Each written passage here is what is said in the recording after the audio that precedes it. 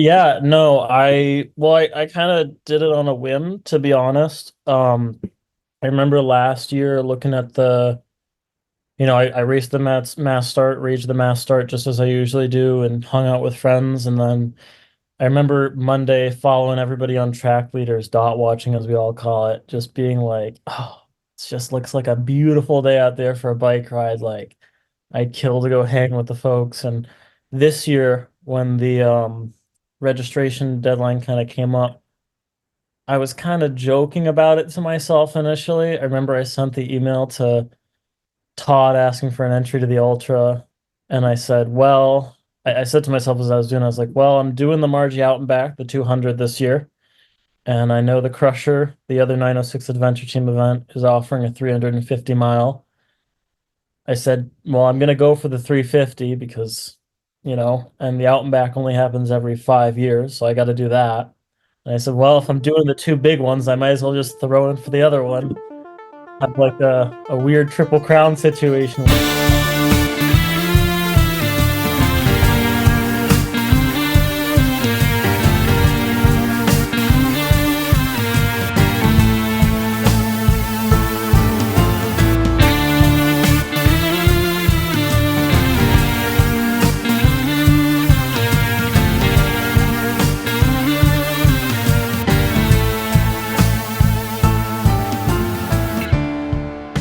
From KOM Cycling and Michigan Midpack Media, welcome to the Dirty Chain Podcast, the podcast that covers the cycling scene from the viewpoint of the Michigan Midpack. I am your host, Trevor.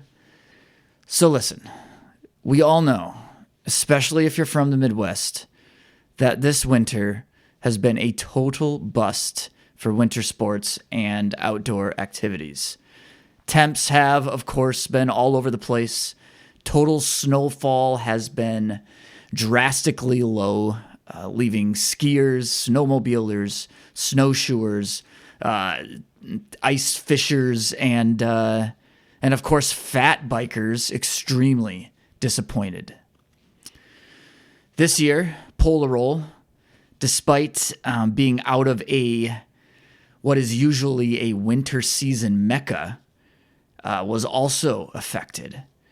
And leading up to the event, things were not looking great. But as it turns out, the Polar Rollers indeed were treated to a proper winter experience.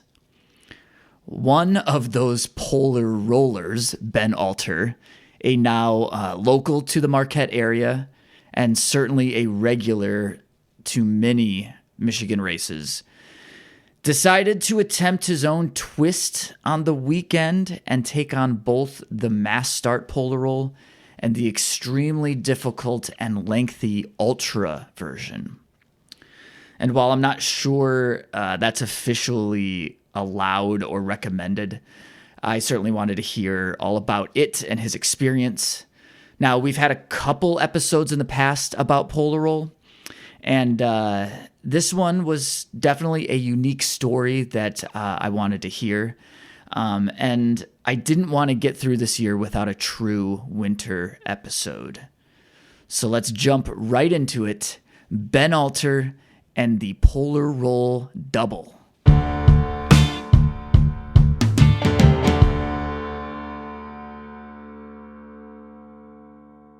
Yeah, so legit snow day today. What was the weather yesterday for you? So I think the temperature hit 59. Um, and then it went to, I think so it hit 59. And by the time I got home yesterday, it was down to 36-ish. And it was like blowing really heavy winds. And then by the time I got like home, set up doing homework, kind of like settling in for the evening, it was like starting to rain. And I woke up this morning somewhere around like 5:15-ish.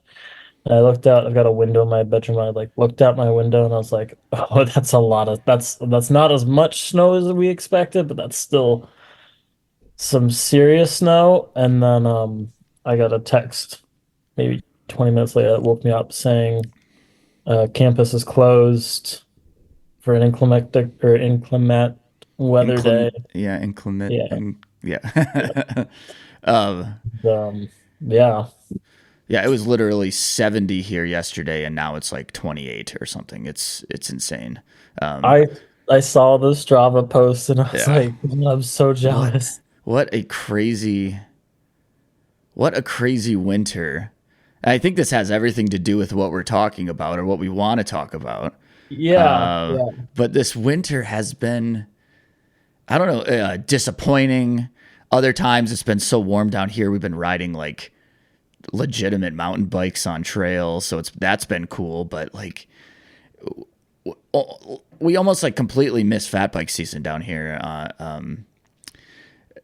So yeah, so I mean, for there to actually have been a polar roll, and I know that it would have taken I don't know, something catastrophic for polar roll to be canceled. I know that it would have happened regardless, regardless of the conditions. But for there to be a snowy polar roll is yeah, pretty much a miracle, right?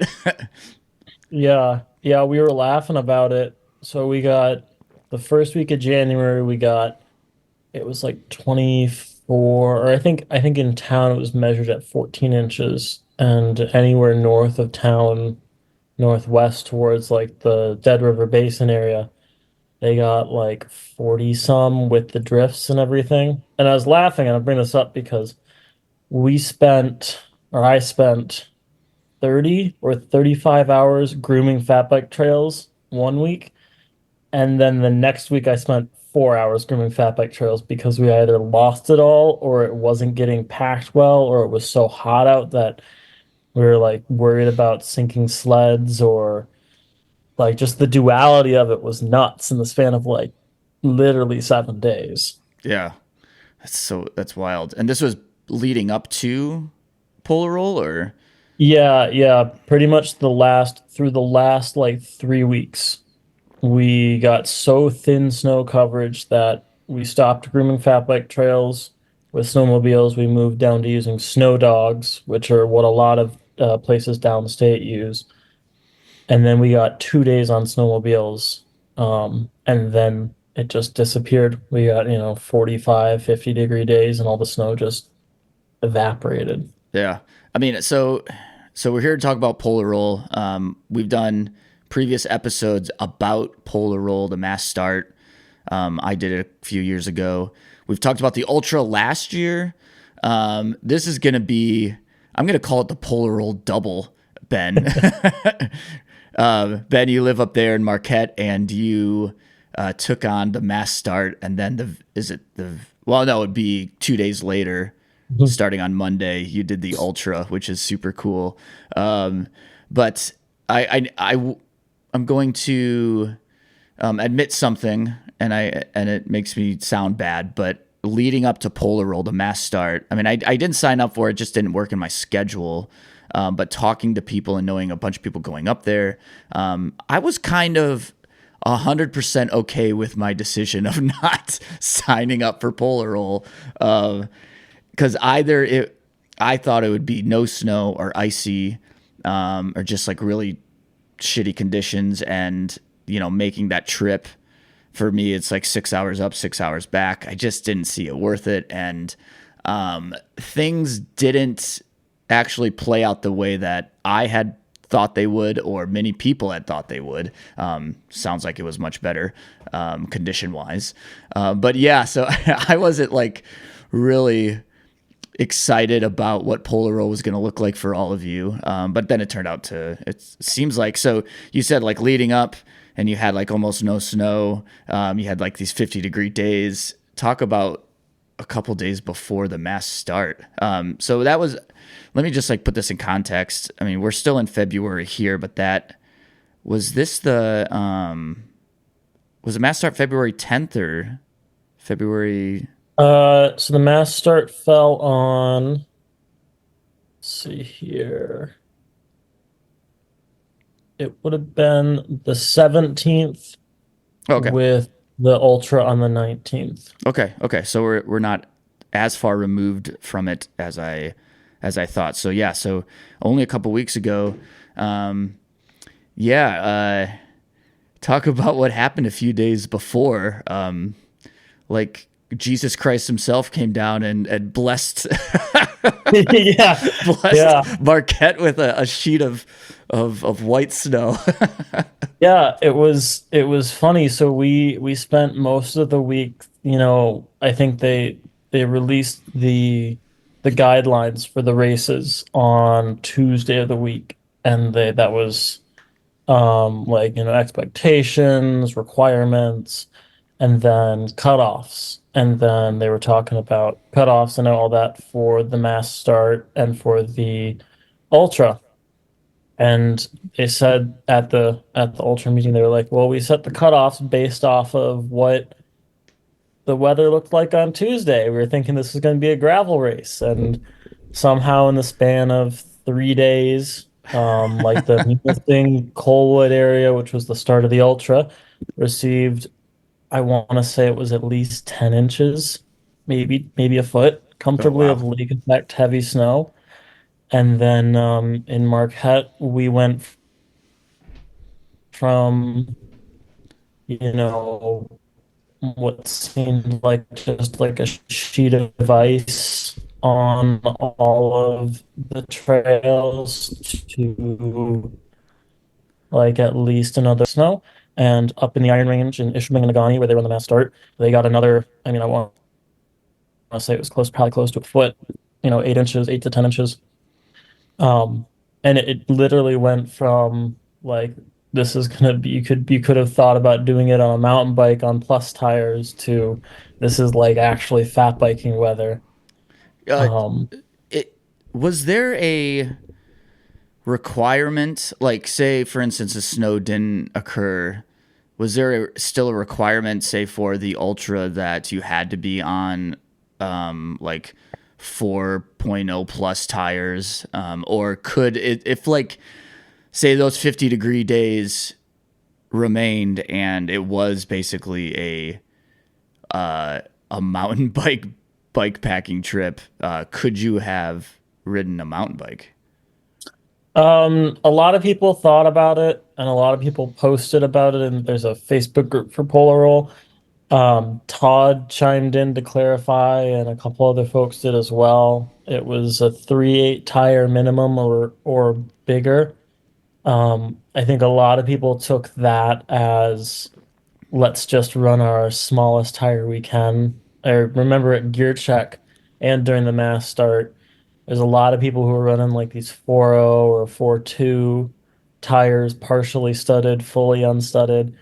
And I'm sitting there looking at them like you guys made this tire decision on Monday, and then we got another like foot of snow. And Yeah, that. I mean, I was following some of that conversation a little bit, and then some of our friends too about. I mean, I think there was a panic for studs, um, thinking that it would be a mostly icy, like any of the snow that remained would be icy because it looked like the temperatures were going to be cold, at least during the mass start. And then I mean, probably the studs didn't hurt. You tell me. I mean, if it was studs were needed or not, but yeah, like on Monday, there was all these people were trying to find studded tires, and probably come Saturday, the snow did it necessitate studs or yeah, I was surprised we got out there for the mass start, and there were some sections in the early on, like within the first 10 miles, which is called Hill Street, or 11 miles, which is called Hill Street. There were some sections that I expected to be super soft, and they were super soft, but I think out of all the downhills, they were sketchy, they were icy, they were like off camber. It felt like this year, and I've done pole roll for this was four. I think this was my fourth year, fifth year. This is my fifth year doing pole roll. Or fourth year. Anyways, this was the year that I would have wanted studs, and I had studs pretty confidently. There were more places where I yard sailed it, or other people yard sailed it because the snow was so packed down that in like previous years, if you went off the trail, you'd go into, a foot plus of powder and you just like kind of do a snow Oh angel. yeah, yeah. And this year, if you went off trail, you went into 3 to 4 inches of packed ice, Oh no. and you'd like hit the ground, and you'd like hear like, I heard my, the carbon fiber in my frame just like hit it, makes Uh, that awful noise. uh, Um, but yeah, definitely we're needed. And I think on Monday, just the same. We went from a dynamic temperature range from like 3 degrees at the start line of the ultra up to 30 degrees in the daytime, back down to like 2 degrees at night, and back up to 40 the following day. oh man. So we were all over the place, and there was a lot of places, especially in the ultra, where it was like you're riding on what felt like just glare ice. Oof. So yeah, so you ran studs for both. Let's we'll talk a little bit more about the mass start, and then we'll get to the ultra. Um, so I'm sure that there were mixed, like as the week progressed. I mean, mixed feelings, and then people were getting more and more excited about it. What was the like general vibe then? It looked like there was a decent amount of people that showed up that actually made the trip up. It was great to see that. Yeah, I mean, it seemed to me that what I thought might be a real bummer of a race just turned out to be a great day for the mass start. Yeah, I think a lot of people were super excited to come up. I mean, I think the entire Midwest, or just fat biking in general this year, has kind of gotten shafted by not having a lot of great snow, Yeah, or not exactly. having a Yeah, lot. Yeah. I know downstate, I think it was two races had to cancel because one of two too much snow, and the other because of not enough snow. And then I know on the Wisconsin end, that shell track fat bike series that Broken Spoke Bicycle puts on.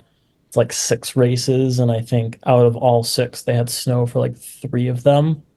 So everybody was pretty mad to just not have any snow. And I yeah, think everybody who came up was just stoked. I mean, a lot of people came into the race of, it's going to be like it might be some of the worst conditions they've raced all year, but we're riding fat bikes, which is more than a lot of people can say at this point. So yeah, definitely. Um, and then I know there's two distances, right? So there's like a 30-ish and then 17.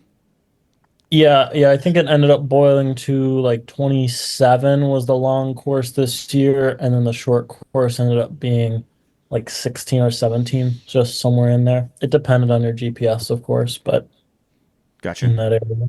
Yeah, very cool. Talk to me about your decision then. I mean, you said this is your fourth or fifth year doing polar roll. You live up there. How long have you lived up in Marquette? Now, I like, moved, oh no, sorry. I moved up here in 2019 for school, and I haven't found a serious reason to leave yet. So. that's great. That's a good place to be. So you live up there. Obviously, I mean, you're talking about helping out with grooming, so you're part of that whole community.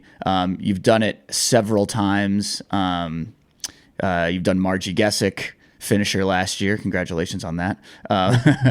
But this year you chose to do the mass start, which I think, I mean, of course, you're local, but then also to take on the ultra. Now, is that technically allowed? Yeah, yeah, no, I kind of did it on a whim, to be honest. I remember last year looking at I raced the mass start, raged the mass start just as I usually do, and hung out with friends. And then I remember Monday following everybody on track leaders, dot watching as we all call it, just being like, oh, it just looks like a beautiful day out there for a bike ride. Like, I'd kill to go hang with the folks and, ride bikes. And I kind of last year I drove around and stopped at some of the checkpoints and hung out and had a beer and, did the whole volunteer, like the whole stand out and watch people thing. But then this year when the registration deadline kind of came up, I was kind of joking about it to myself initially. I remember I sent the email to Todd asking for an entry to the Ultra, as everybody had to like give a race resume or something. And I said, well, I said to myself as I was doing, I was like, well, I'm doing the Margie out and back, the 200 this year. And I know the Crusher, the other 906 Adventure Team event, is offering a 350 mile. I said, well, I'm going to go for the 350 because, and the out and back only happens every 5 years. So I got to do that. And I said, well, if I'm doing the two big ones, I might as well just throw in for the other one. Have like a weird triple crown situation where That's I've done I was just multiple gonna ask that. Is individuals. there should be like a an ultra triple crown or like a an extra stupid triple crown or something where you do the really long ones. That's amazing. Uh, yeah, so he was game for that, or I mean, he knows you, of course, and knows that you're not gonna. Because when I think of the ultra, and it was interesting to see how many entries there were this year, or how many people started versus last year. I thought there was like 30 or maybe less last year, and weren't there upwards to 50 people that took it on this year? Yeah, I think starting number last year was 43 or Oh, 44, and a that's lot more of those. than more than I remember. Yeah, I think that was the racers meeting. I don't know how many finished off the top of my head, but that included racers like Jill Martindale, Matt Acker, Jordan Wakely, um, all of these big time ultra endurance athletes who have got all this like super huge following. And And tons of experience. Yeah, yeah, and there was like all of this like, kind of perplexity. And then this year, I think they said 66 people started, 70 people signed up. Yeah, there's like four people who didn't pick up beacons that didn't communicate. So it grew. The field nearly doubled practically. wow. And I think it really like shined a lot of people who had never done a winter ultra were kind of dipping their toes in. They were from out of the area or they were looking for an experience. And I think for a lot of people, completing this ultra or in general, obviously completing an ultra, completing an event like Polar Ultra, um, kind of legitimizes them as an ultra endurance athlete to them. It kind of removes that like imposter syndrome that I feel like a lot of us cyclists carry, where we're like, well, I see, this athlete is performing on this level, but I'm doing that, but it's not at that same level, but it's still the same event. And I think for a lot of people, like doing this event, having this access to it, kind of like open their eyes. They're like, oh, like that imposter syndrome, but I'm doing the same thing. This is just as hard as it was for, this athlete or that athlete. Yeah.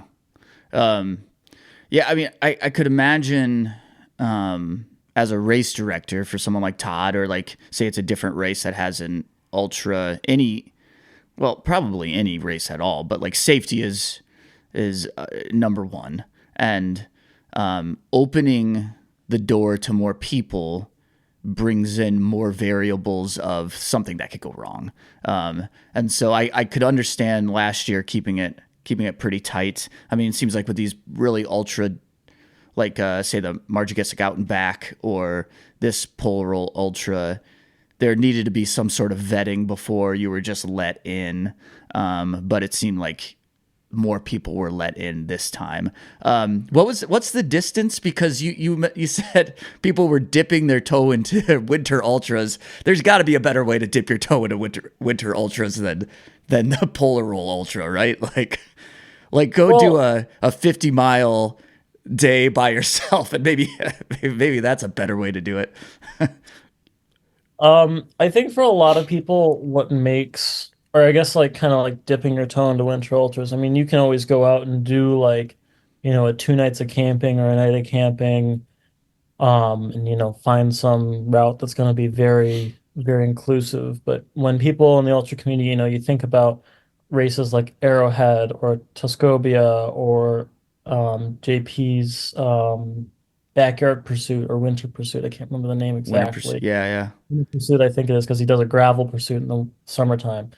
When I think about winter ultras, we're thinking about these like all inclusive, like you're gonna be freezing every bit of your body. You're wearing Yeah. the biggest, heaviest cycling jacket you can.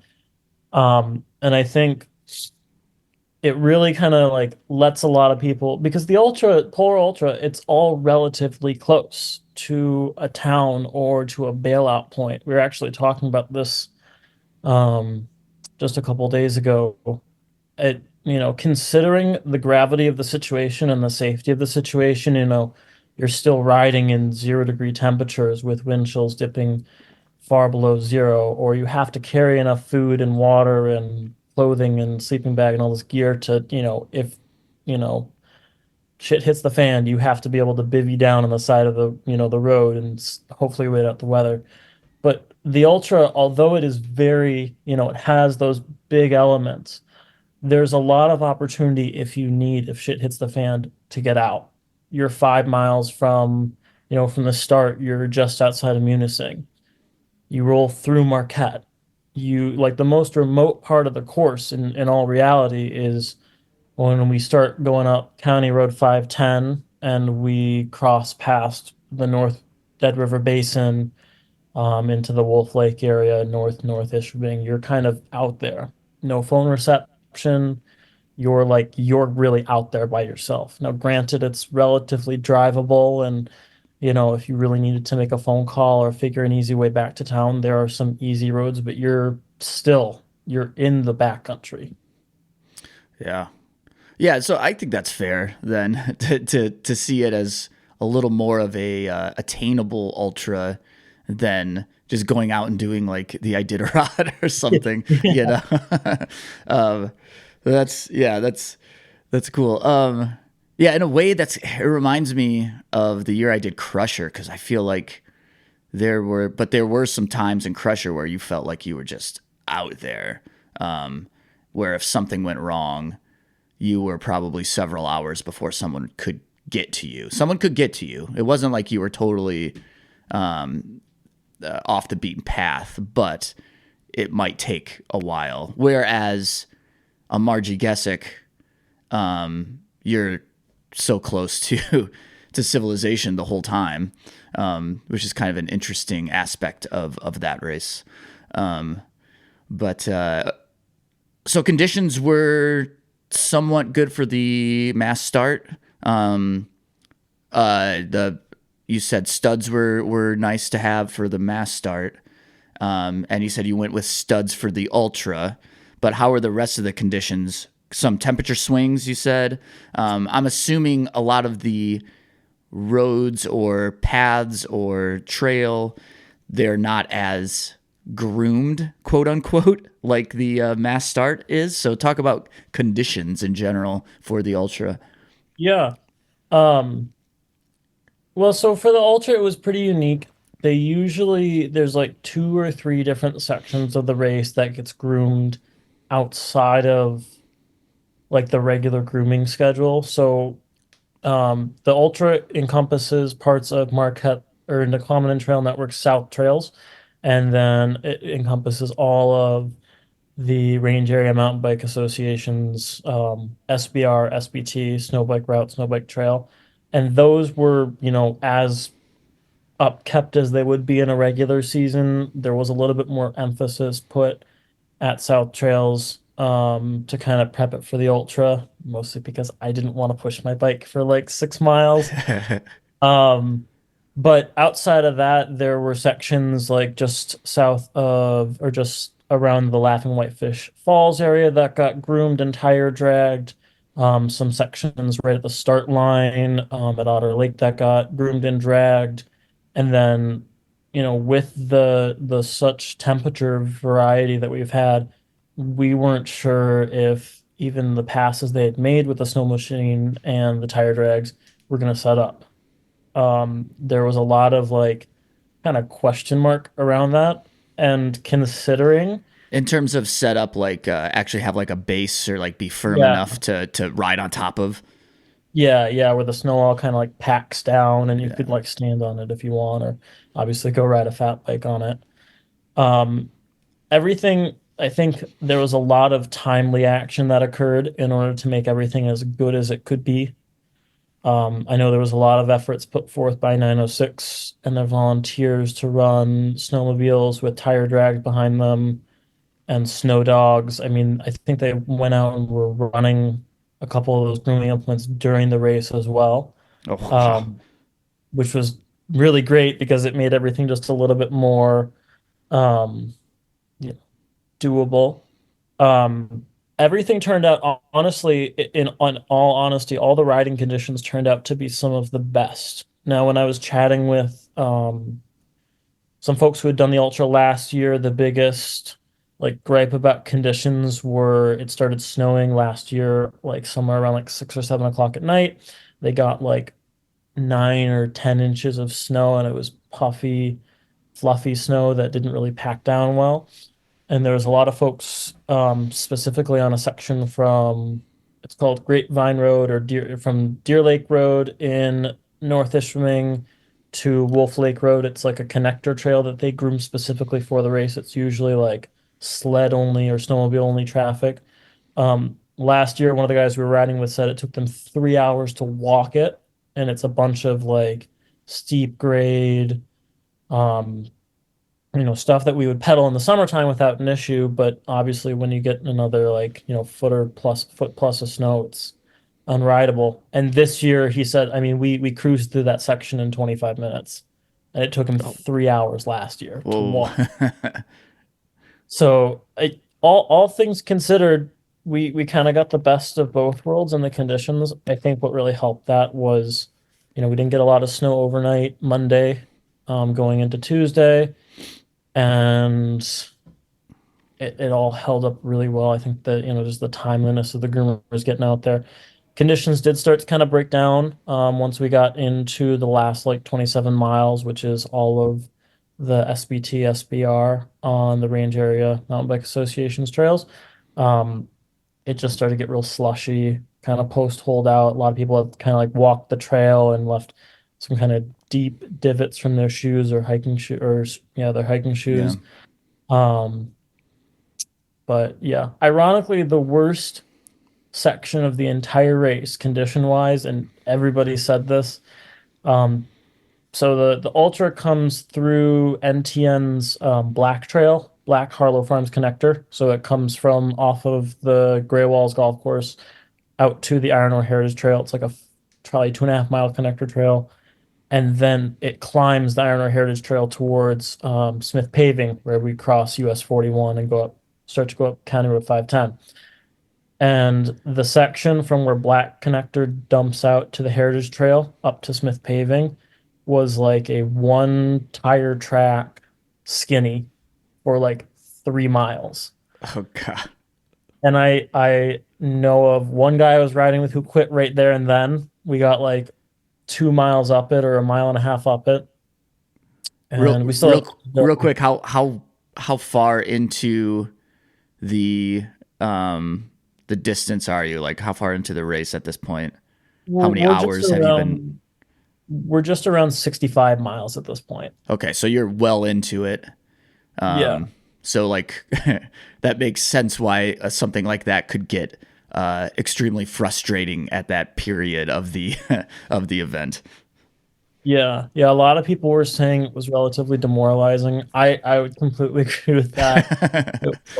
It just didn't matter where you put your tire unless you were like an astute mountain biker who knew how to like ride a skinny for a really long time.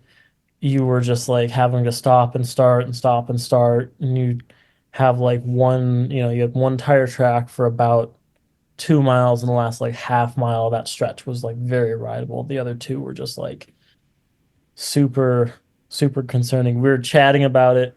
We got to mile 81, which was one of the checkpoints. And everybody was like, "Oh, how was your ride on the Heritage Trail?" And everybody goes, "Oh, it was so terrible. I wanted to quit right there and then." So, Man, wasn't just us who was having to suffer that. that's interesting because you would think. Well, I don't know. I mean, it's snow and ice and whatever, but like in terms of what's underneath or the terrain, the Heritage Trail should be one of the easiest parts of Yeah. of riding up there in general, you know. So for that to be so frustrating and so difficult, and the conditions to cause so many issues, that's funny.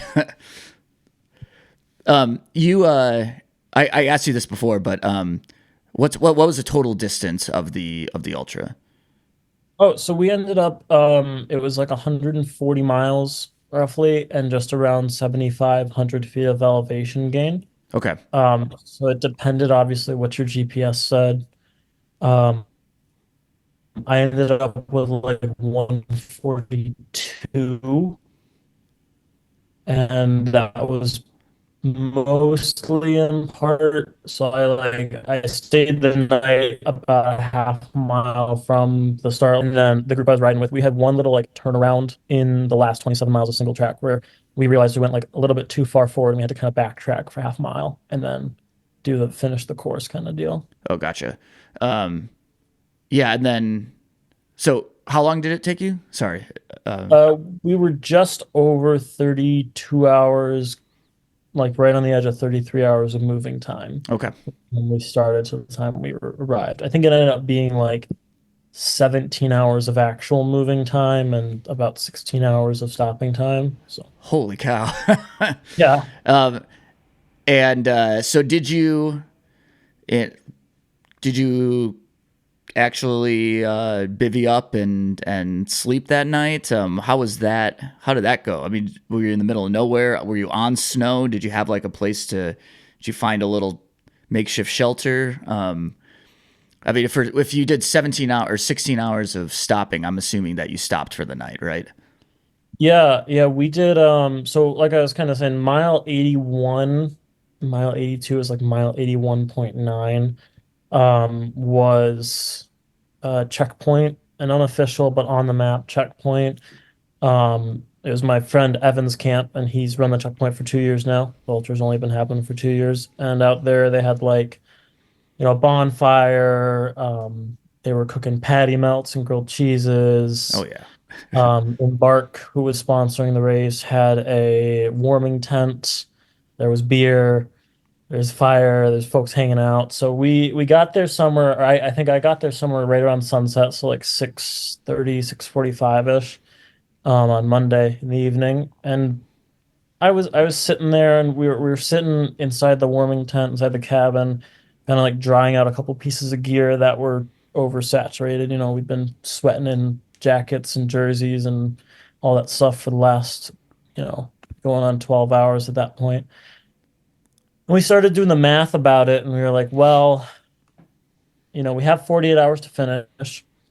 We have 36 hours to get a belt buckle, which, if you're familiar with 906 Adventure Team events, the hand forged belt buckle that's handed out to finishers under 12 hours at the Margie from Gordon Gearhart. Same kind of application to the Polar Ultra this year. If you did it under 36 hours, you got a belt buckle. It's at Polar Ultra. Um, so we're sitting there, we're doing the math. We're saying, okay, it's 36 hours for belt buckle, 48 hours for cutoff. Um, we were like, we can sleep for 6 hours right now, nice. comfortably, Yeah, and get up in the morning and just, ride into Ishpeming and then ride the last 27 miles. And I was thinking about just kind of drying off my gloves. I was pretty set on at least making it to Ishpeming by like 1 o'clock, maybe 2 in the morning, and then maybe they were offering, it wasn't, it was completely, it was a race option offered to everybody. We wanted to like take a nap on the bike shop West End Ski and Trails floor, we were more than welcome to, since it was like an option offered to everybody. That was kind of like my goal, because I'd have a refresh point and then I'd be able to get up, maybe make a little freeze dried meal, and then just keep punching on for the last 27 miles. But as we're sitting at Evan's camp and we're talking about cutoffs and everything, a couple of our friends rolled in and they were like, we're planning to sleep. We're going to bivvy up for 6 hours. There's no reason to push it. There's no snow in the forecast. The conditions are looking fine. We can get up at 4 in the morning, ride for 5 hours to get to Ishpeming, and then ride the 4.5, 5 hours of mountain bike or mountain bike trails and still come in under the cutoff. So I kind of went back and forth to get up at like 2:30, and I woke up somewhere around like 2 o'clock to my friend and the cabin's owner, Evan, being like, well, I want to go at 2. And then we both said, well, we'll just wait half an hour. The other guys who we're going to ride with, we're going to get up at 3:34 to go. And we slept for another hour. It was really great because that sleep was really, really nice refresh. We got up, we refilled bottles, did the whole, fresh gloves, fresh base layer kind of thing, and then bolted out the door at like 4:15 or something like that. So in the morning. Nice. Um, what kind of crew were you rolling with? So, I mean, it sounds like you had a few people. How many of you rode together? Was that, I'm assuming with this kind of distance, it was incredibly helpful to have some moral support, a kind of a team with you. Yeah. So off the bat, I kind of rolled up by myself. My friend Evan, who was kind of talking about there, he kind of caught up to me after he like sped ahead for a bit and then added some air to his tires right off the bat. And then the friend I was talking about who quit right before US 41, John, it was like me, Evan, and John for like a majority of the day. And then John bailed out somewhere around 64, 65, so just about halfway through.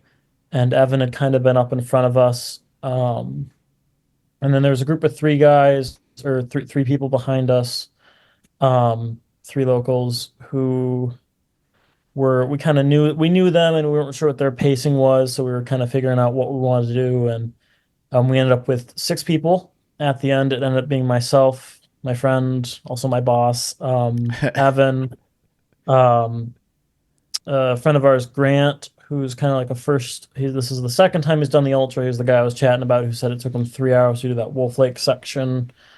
Um, Another friend of ours, Tara, and this was like the third winter ultra she had done. And then a guy whose first bike race was the Polar Ultra. His name is Aaron. Um, he's a Ishpeming local, works in construction. Dude is like hard as nails. Holy cow. Uh, and he's like an ultra runner. So like he's done some pretty serious feats across the board, but like this was his first real bike race was the Wow. ultra.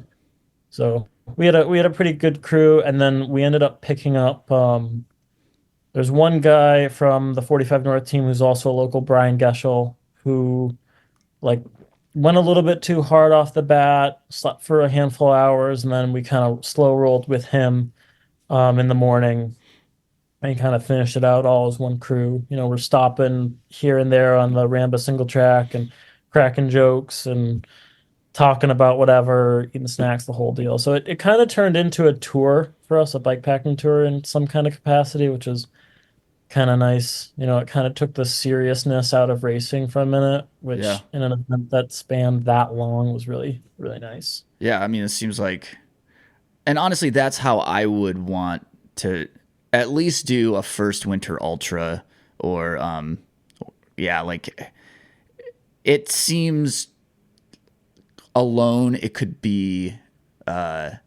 really sad and depressing. And you could get into some dark spots doing that much alone and in the cold, and so many things can go wrong. But if you have a crew with you, I've been seeing some of the pictures and some of the write up that you did about it. It's like, yeah, that it seems like that's a little more of how I would want to experience it. Um, I know a cool thing about the double, the unofficial double you did, is that for the mass start, you rode a bike, one certain bike, and then for the ultra, did you not ride a whole different setup, whole different bike? I did. So I have two fat bikes, which I didn't ever expect to own two fat bikes in my Brag. life. What a But brag. I mean, you should see my apartment. It's me and 11 bikes in here. Um, but yeah, so I picked up a Y Cycles Big R. So I should clarify. So I've had a Salsa Cycles Bear Grease, which has been like the time tested, the well defined fat bike racing bike. It's been raged by Matt Acker, Jill Martindale, 45 North Crew. for years and years and years and years. And that's been kind of my go-to fat bike for years. I've never really like I always like to classify fat biking as something that like it's nice to do and it's something it's hard to not do in a town that, has 30 plus miles of groomed single track in the wintertime. I've never really loved fat biking because it's like it's hard to go from a mountain bike to a fat bike. You're going from your 2.4-inch tires to your 4.6-inch tires, Yeah. you know. But so yeah, I've had a salsa bear grease that I kind of custom kitted out. And then I For that one was for. that Oh was right, for the wait. math. That's for the mass start. Okay. Yep. Yeah, and that was kitted out with I have a SRAM Axis drivetrain on it. Oh I wow. have fully studded tires, carbon wheels, Industry 9 hubs, the kind of It's the probably whole lighter than my mountain bike for sure. Right? Like it's got I to be. It's got to be like 25 pounds. yeah, actually it was funny when I changed a couple things on it this season. I went to a different fork and went to just very marginal things that were different. It weighed 24 and a half, which is about what my cross country mountain bike weighs. Wow. It's nuts. And then this fall, I was just kind of poking around, looking for things to buy as the N+1 mindset goes. And somebody had listed a Y Cycles Big Iron. So if you don't know, Y Cycles is a company based out of Carbondale, Colorado. They've now been absorbed by their sister company, Revel Bikes. I'm a big aficionado of titanium bikes. They're lifelong bikes. They kind of like, they build them, they kind of bend themselves a little bit more to like you're gonna buy one and just hang a different bunch of parts off them. You're never really gonna sell it. Um, and I picked that up for what seemed like a lot cheaper than I should have. And built it up. I had a second set of carbon wheels for my bear grease already. And as I was kind of scheming, getting closer to the Ultra, I said, well, this makes so much more sense. I'll just ride my Bear Grease for the mass start. It's set up racy. It's got the electronic drivetrain, the more aggressive studded tires. I ride it as a trail bike, as a fat bike. And then I built the Big Iron kind of, a little bit differently. I had chosen a mechanical SRAM drivetrain. I had put a rack on it. And, based off of those things and a couple other, the Big Iron came with a fat bike fork that didn't have any mounting eyelets on the front to put any bags or water bottle cages or anything. And my Bear Grease had a fork that had mounting points and everything. So I swapped the forks out to make one a little bit more racy, my Bear Grease. And then I built out the Big Iron to be kind of like that ultra endurance rig, the touring rig, the bike that you leave the bags on, you never take them off kind of deal. Yeah, it was really seamless. I came home after the mass start and I pulled like the two things off my bear grease I needed for the mat for the Ultra, which was just like my toolkit, um, and like a water bottle or two. Then put the bear grease away and started rebuilding the big iron. I already had the panniers on the side of the bike and I had the rack attached. I just had to, fill in all the gaps of all the gear and everything. So I rode two completely different rigs, which made it so much easier to just like hop on one and hop off the other kind of deal. Yeah. So it sounds like you're happy with your choices then. Um, Happy with your bike choice. Were there times during the Ultra that you may have been rethinking your choice to do both the mass start and the Ultra so close together? Or were you happy with that choice as well? There was a section somewhere around like mile 50, 55-ish. It was right when we turned into Old Camp Ridge on the NTN South Trails. My legs were pretty cooked. We're 55 miles in, 50 to 55. I had pedaled 27 or 28 miles on Saturday. My legs were a little fried from that. And now I'd been riding what would usually be like a 30-pound bike or 27, 28-pound bike, which is now weighing 65 because the gear and everything. And I took a second, leaned against the tree, and I was like, maybe this isn't for me. Maybe winter ultras aren't for me. Um, but then, I started clipping back along at a good pace and I was like, okay, no, I think I could maybe do the mass start in the ultra again in the same weekend. Um, But yeah, I mean, I had a minute of doubt there, but I think just with the way the season's been, we talked about how we've had so little snow and the Midwest has kind of gotten shafted in that capacity. I was big into the like my legs might be shelled and I might be so exhausted when I'm done, but I'm getting a chance to ride a fat bike this year, which is kind of changing my tune about fat bikes in general as well.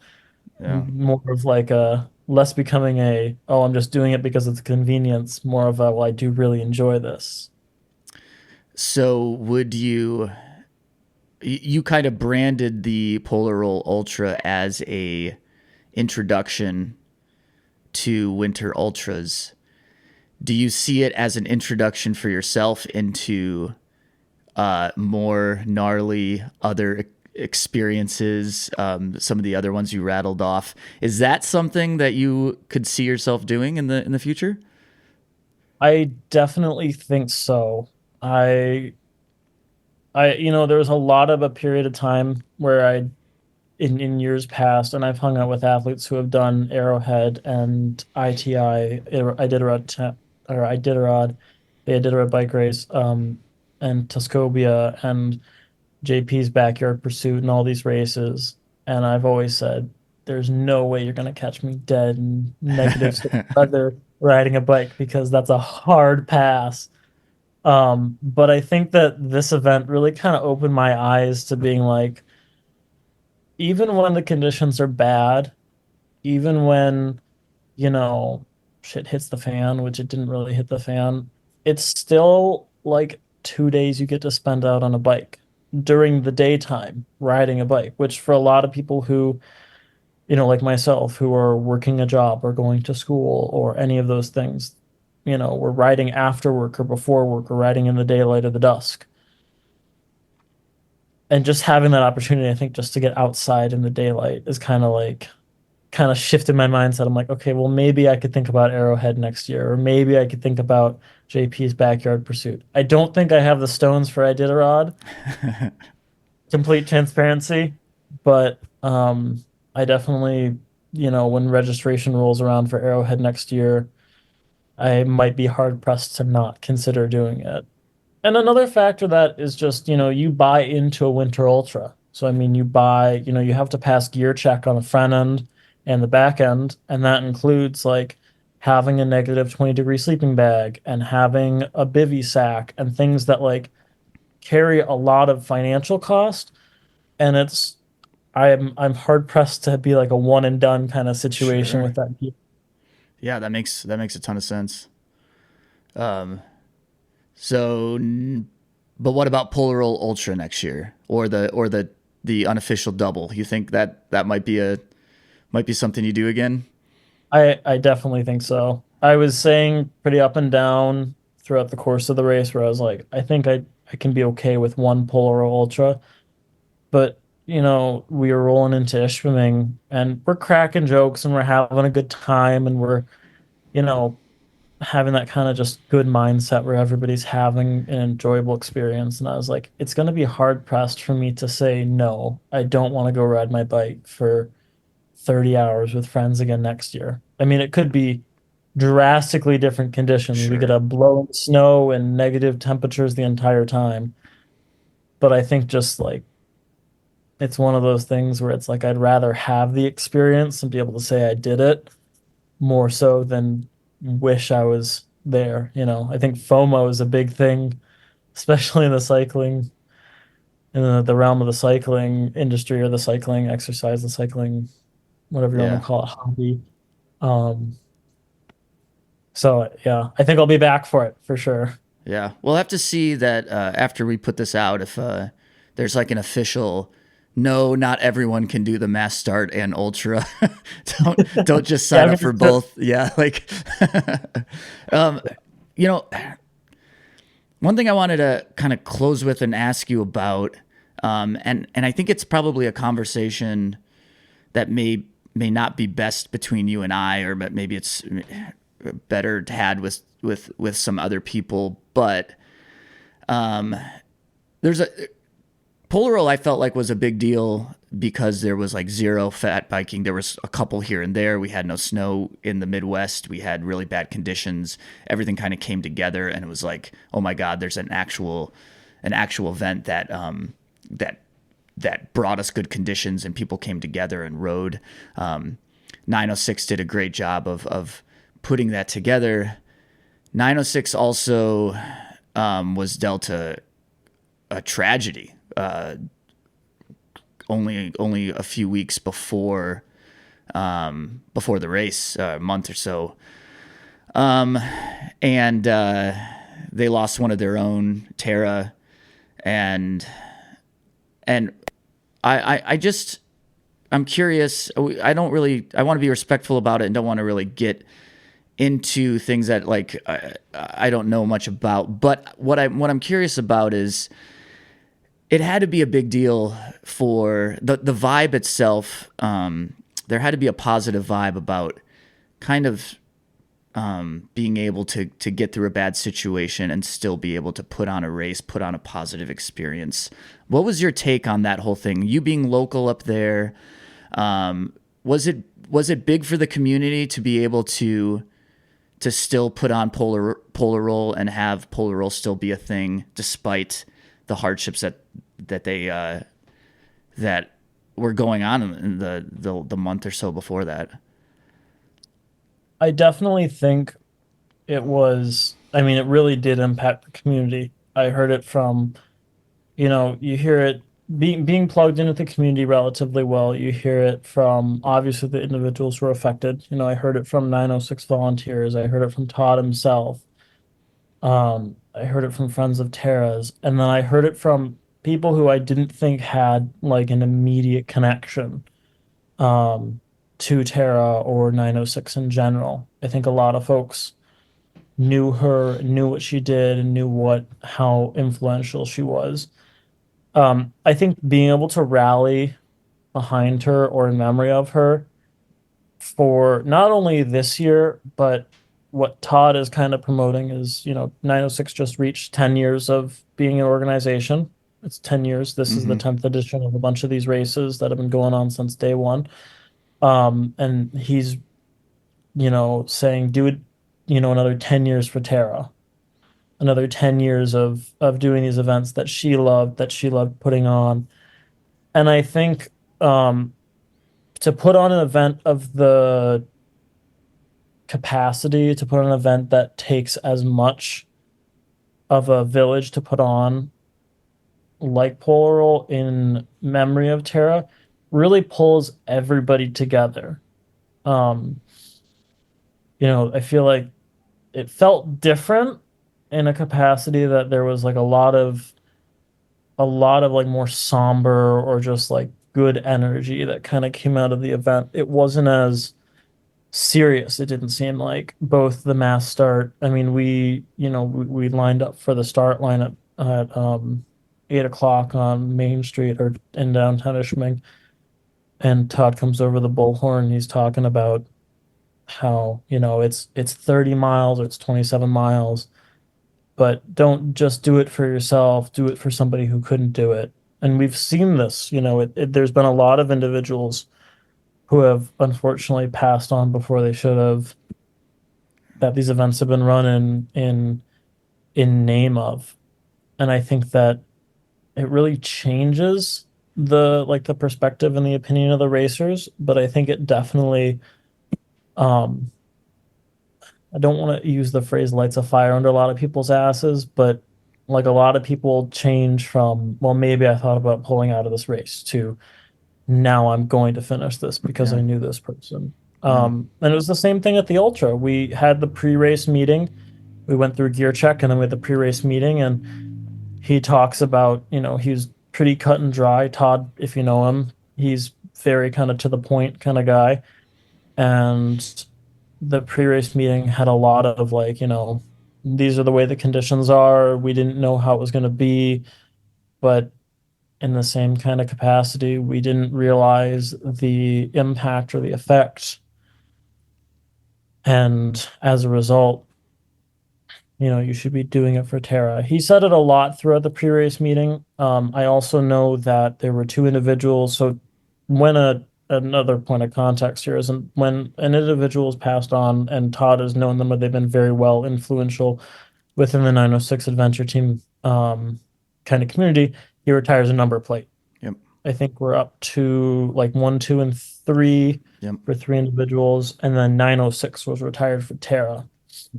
Um, and so 906, the number plate will never be run again, like intentionally. It's something that they'll have produced with her name on it, but it'll sit at registration table and won't be handed out.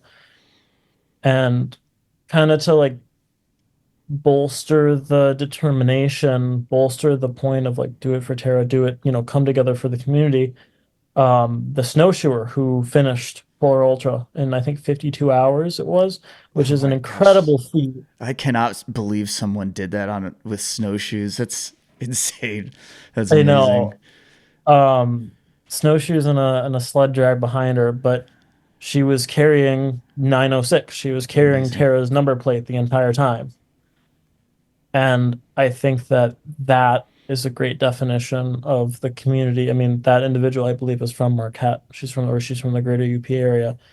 It, you know, it demonstrates that the community really does come behind individuals. It really does come behind the energy. And regardless of the circumstances, I think a lot of this community rallies behind the opportunities we get and how lucky we are for those opportunities. Yeah, yeah, 100%.